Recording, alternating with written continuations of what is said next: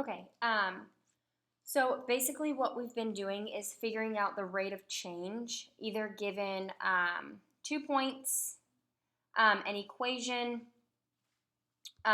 or like looking at a line. So we've done all that. Now I want to figure out what is the rate of change from real world scenarios. Okay, so we're still going to be dealing with X and Y, but what I need you guys to realize is that your X, this is always going to be your unit of time.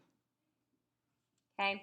So X is always your unit of time, whether it's hours, minutes, seconds, days, years, whatever time you're dealing with, that's your X. And then your Y is just the other units. So X is always your time, Y is always the other units. Okay? And you'll see what I mean in just a second. So looking at example 1, a climber is on a hike.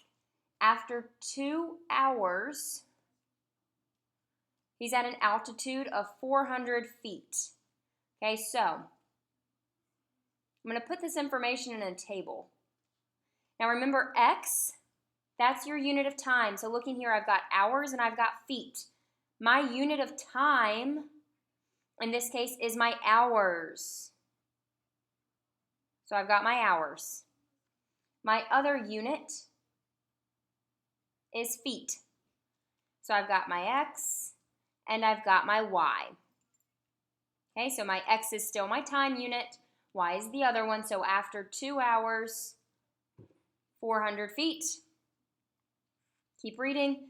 After 6 hours, he's at an altitude of 700 feet. Okay, so I've got my X and my Y. My X is my hours, my time unit. Y is the other. 2 and 400, 6 and 700. So remember, rate of change is still change in Y over change in X. So let's look up here at my table. I'll use a different color. My change from 400 to 700 is an increase, so positive 300. My change from 2 to 6 is an increase of 4. So my change in X is a positive 4 because it increased. Okay? So now I can get my calculator and I see my change in my Y is 300 over 4 is my change in X equals 75. Okay? So this equals 75. My rate of change, remember, is Y over X. 75, my Y was feet per hour. So what this means is that this climber on this hike is traveling 75 feet every hour. Okay, so remember, really only one thing you need to remember here is you can make an XY table like I've done here. Just remember your X is your time, and then Y is just the other unit that the question is talking about.